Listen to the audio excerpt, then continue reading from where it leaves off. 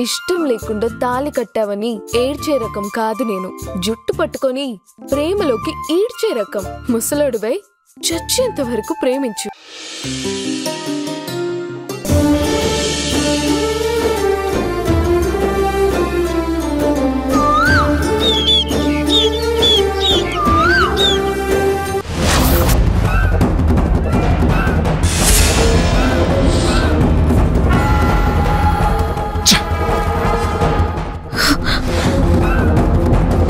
ఎటు పారిపోయింది ఇది? ఈరోజు ఎట్టి పరిస్థితుల్లోనూ దీన్ని వదిలిపెట్టను.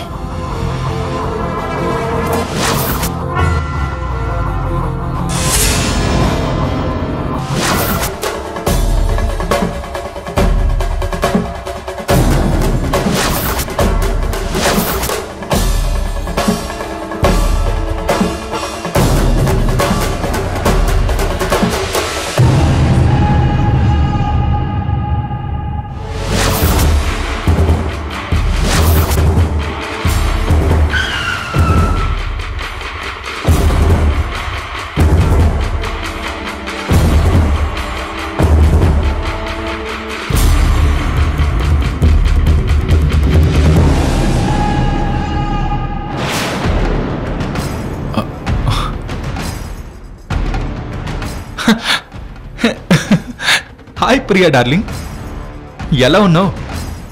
అవును, నువ్వేంటి ఇక్కడ? ఓ, నన్ను చూడ్డానికి వచ్చావా?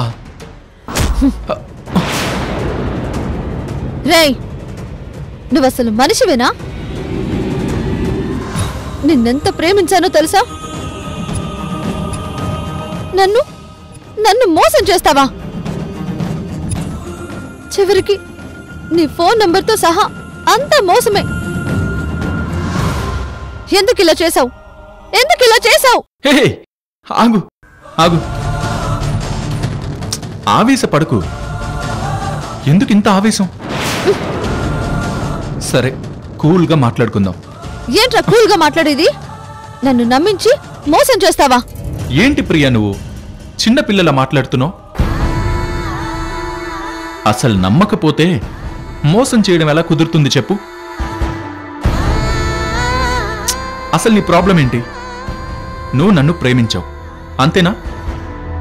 ఓకే, ఇప్పుడు నిన్నెవరు ఆపారు చెప్పు? కావాలంటే ఇప్పుడు కూడా ప్రేమించు, నాకేం అభ్యంతరం లేదు. కావాలంటే ఇంకో గెస్ట్ హౌస్కి వెళ్దాం, ఏమంటావు?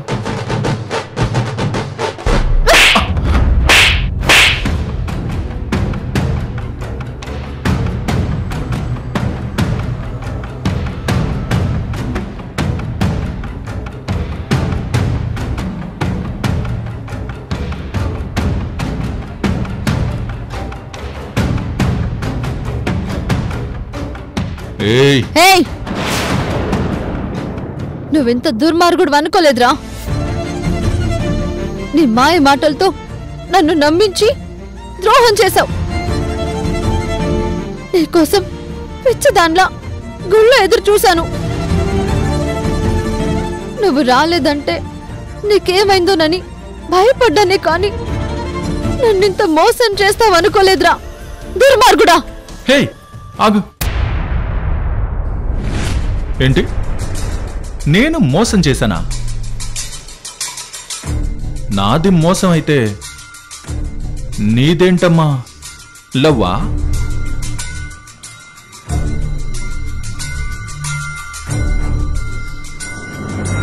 ఆటో నడుపుకునేదానివి ఓడలాంటి కార్లో తిరిగేవాడితో లవ్ అంటే దాన్నేమంటారు?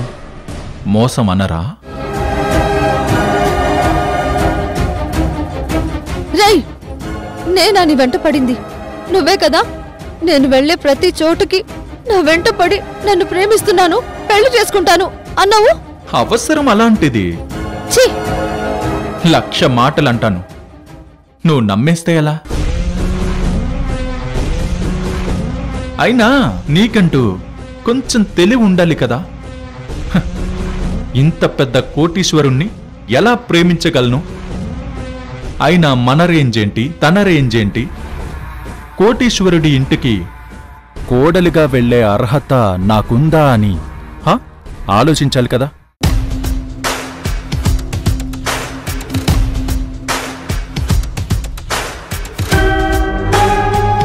నేను లవ్ అని చెప్పగానే ఒప్పేసుకున్నా. ఏంటి ఊరికే కోటీశ్వరుడికి భార్యనైపోదాం అనుకున్నావా? లవ్ అంట లవ్, ఛీ! అది లవ్ కాదు. లవ్ పేరుతో నీలాంటి ఆడవాళ్ళు నాలాంటి వారికి వేసే ఎరా.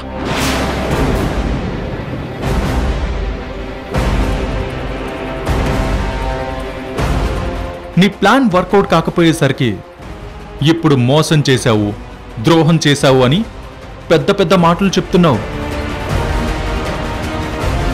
అయినా నీ లెవెలేంటి, నా లెవెలేంటి ప్రియా? నా కారుకి ఇయర్లీ కట్టే ఇన్సూరెన్స్ అంత విలువ ఉండదు. నువ్వు నీ ఆటో.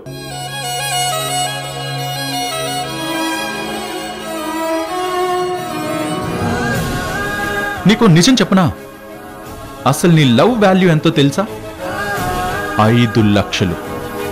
నువ్వు నాతో గడిపిందంతా ఒక్క రోజు. తర్వాత నేనేమన్నా డబ్బులు అడిగానా? లేకపోతే ఇంకోసారి గెస్ట్ హౌస్కి వెళ్దామా?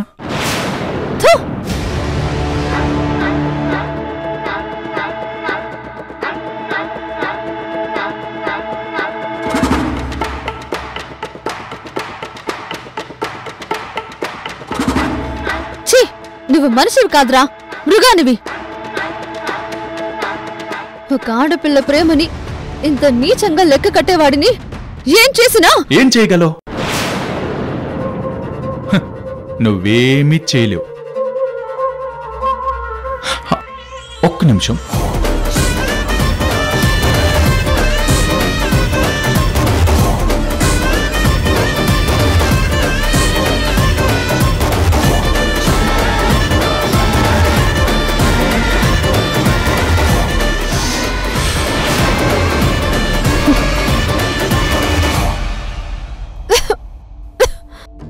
నన్నేమీ చేయలేవు.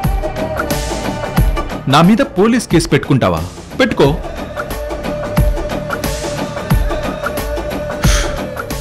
నేనేమి నిన్ను బలవంతం చేయలేదు. నీ ఇష్టంతోనే నేను ఎంజాయ్ చేశాను. కాబట్టి అది రేప్ కేసు కిందకి రాదు.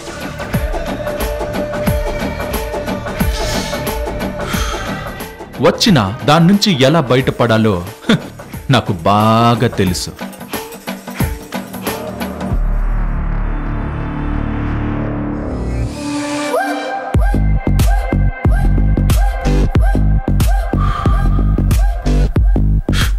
ఎందుకంటే నీలాంటి వాళ్ళని చాలా మందిని చూశాను.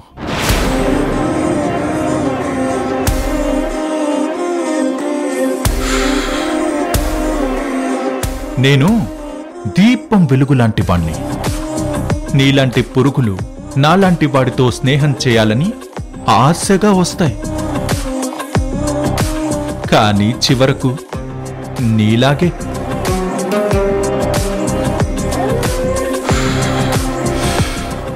మాడిపోతాయి. నాతో గొడవపడి ఉన్న పరువుని పోగొట్టుకోకుండా వెళ్ళి ఎవడో ఒకడు బకరా దొరుకుతాడు, వాడితో అడ్జస్ట్ అయిపో.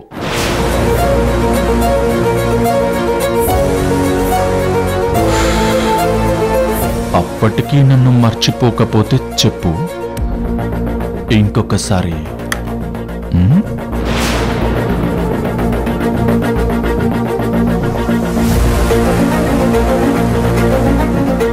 Bye baby.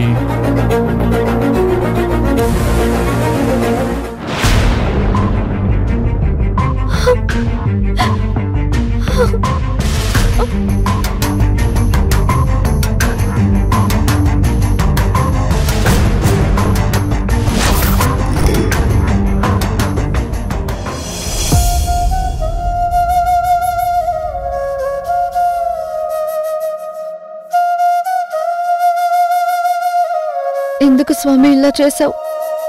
నాకు బాధ కలిగినా సంతోషం కలిగినా నీకు చెప్పుకున్నాను. ఆ కృష్ణ మీద ప్రేమ కలిగిన రోజు కూడా ముందు నీకే చెప్పుకున్నాను కదా స్వామి. అతను చాలా మంచివాడని నమ్మి నేను మోసపోతుంటే చూస్తూ ఉన్నావే కాని నువ్వు తప్పు చేస్తున్నావు జాగ్రత్త అని ఒక్కసారైనా నన్ను హెచ్చరించకుండా వదిలేశావు. ఇప్పుడు నా జీవితమే పోగొట్టుకుని నీ ముందు నిలబడ్డాను. ఇప్పుడు నాకేం సమాధానం చెప్తావు స్వామి? ఆ కృష్ణ ఎంత మోసగాడో తెలియక నా సర్వస్వం పోగొట్టుకున్నాను. ఇదే గుడిలో తను వస్తాడని నన్ను పెళ్లి చేసుకుంటాడని పిచ్చి దానిలో ఎదురు చూశాను. కానీ ఈరోజు అతని అసలు స్వభావం ఏంటో అర్థమైంది. ఇప్పుడు నా జీవితం ఏంటి? నేను చేసిన తప్పుకి ఇంట్లో తలెత్తుకోలేకపోతున్నాను. ఎవరి కళ్ళల్లోకి చూడలేకపోతున్నాను. ఇలాంటి పరిస్థితుల్లో నాన్న పెళ్లి సంబంధం తెచ్చాడు. నేనేం చెయ్యాలి స్వామి? నిజం దాచి పెళ్లి చేసుకుని ఇంకొకరి జీవితం నాశనం చెయ్యాలా? దానికంటే నేను నాశనమైపోవడమే మంచిది. అమ్మవారి ఉత్సవాలకి కన్నెపిల్లగా నేనొచ్చి దీపం వెలిగించాలి అని పూజారి గారు చెప్పారు. నా పరిస్థితి ఏంటో వాళ్ళకి తెలియదు, నేను చెప్పలేను. అన్నీ తెలిసిన నువ్వు అలా చూస్తున్నావే తప్ప ఏమీ చెయ్యట్లేదు. నాకు నువ్వు తప్ప ఎవరూ లేరు అనుకున్నాను. కానీ ఇప్పుడు నువ్వే నన్ను ఇలా అనాథలాగా వదిలేస్తావా? నాన్నకి అన్నయ్యకి రానమ్మకి ఎవ్వరికీ నా బాధ చెప్పుకోలేకపోతున్నాను స్వామి.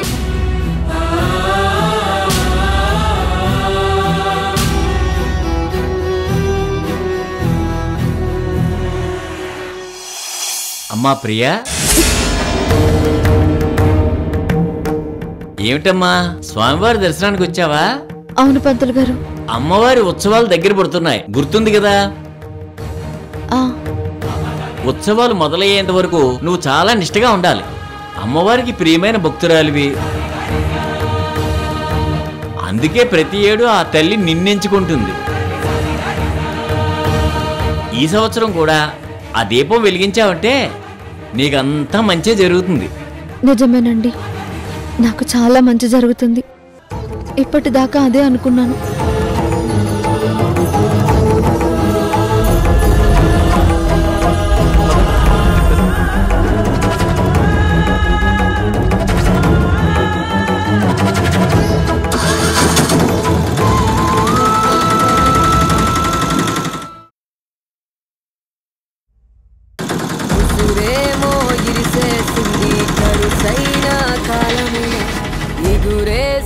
జీవితమంతా చిరిమేసెను చీకటిలా, బాధ నీరు కూడా భాషలేక గొంతుముగా నాది మోసం అయితే నీదేంటమ్మా లవ్వా? అది లవ్ కాదు. లవ్ పేరుతో నీలాంటి ఆడవాళ్ళు నాలాంటి వారికి వేసే ఎరా. అయినా నీ లెవెలేంటి, నా లెవెలేంటి ప్రియా? నా కారుకి ఇయర్లీ కట్టే ఇన్సూరెన్స్ అంత విలువ ఉండదు. నువ్వు నీ ఆటో. నీకు నిజం చెప్పనా? అసలు నీ లవ్ వాల్యూ ఎంతో తెలుసా? 5 లక్షలు. నువ్వు నాతో గడిపిందంత ఒక్క రోజు. ఇన్ని దిక్కులున్న దిక్కులేకిలా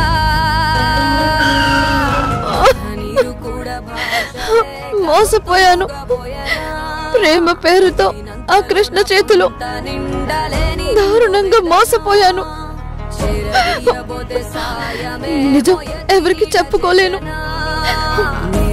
నాలోని దాచుకుని ఇంకొకరిని పెళ్లి చేసుకుని బాధ పెట్టలేను. దీనికంటే నేను ప్రాణాలు తీసుకోవడమే మంచిది.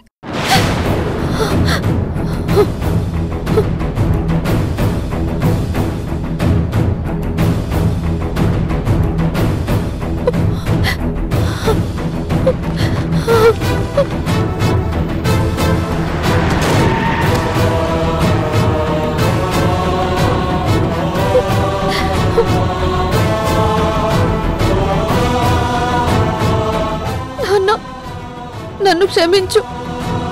అన్నయ్య, తమ్ముడు, మీరందరూ నన్ను క్షమించాలి. నేను బతికి మీ అందరినీ అవమానాల పాలు చేయలేను. నన్ను క్షమించండి.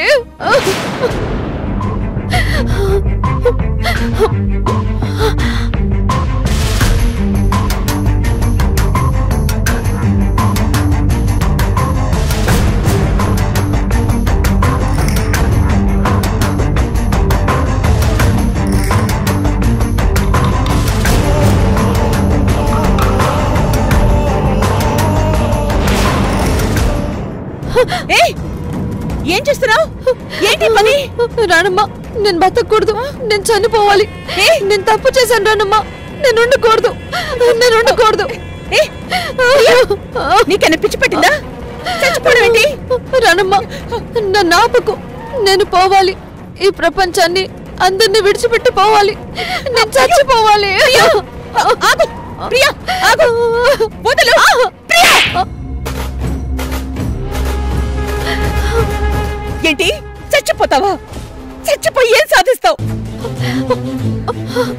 ఈ లోకం అయ్యో పాపం ఉంటుందనుకుంటున్నావా? అలా అనదు. తనేం పాపం చేసిందో అంటారే పిచ్చిదానా. చచ్చిపోయేంత ధైర్యం ఉంది కదా? ఆ ధైర్యాన్ని నీ సమస్యను చంపడానికి ఉపయోగించు. అంతేగాని ఇలా ప్రాణాలు తీసుకుంటావా? అసలు నీకు ప్రాణం విలువ తెలుసా?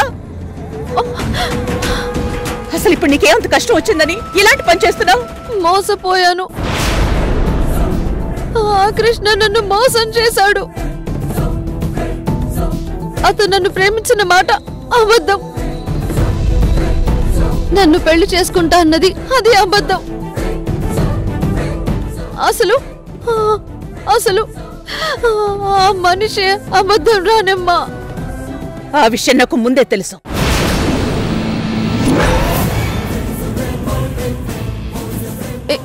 ఏంటి రానమ్మా? నీకు ముందు తెలుసా? ఎలా? ఎప్పుడు చలాకీగా తిరిగేదానివి, నవ్వుతూ పలకరించేదానివి. ఎప్పుడైతే నన్ను పలకరించకుండా మొహం పక్కకు దిప్పుకుని తిరుగుతున్నావో నాకప్పుడే అర్థమైంది నువ్వు మోసపోయావని. ఆ రోజు గుడికొస్తాను అని చెప్పిన మనిషి రాలేదు అన్నప్పుడే నాకు అనుమానం వచ్చింది. ఆ బాధలో నువ్వు సవారీలు కూడా ఒప్పుకోకుండా అలా ప్లాట్ఫామ్ మీద పడుకున్నప్పుడే అనుకున్నాను నువ్వు దారుణంగా మోసపోయావు అని.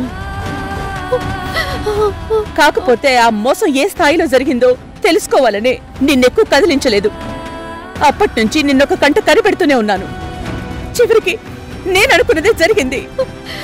చెప్పు, కృష్ణ నిన్ను ఎలా మోసం చేశాడు? పెళ్లికి మొహం చాటేయడంతో ఆగిందా, లేదంటే? రానమ్మా,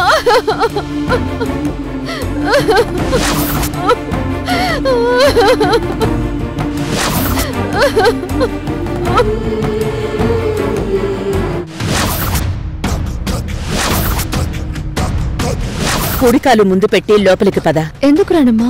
ఎందుకంటే నువ్వీ ఇంటికి కాబోయే కోడలివి.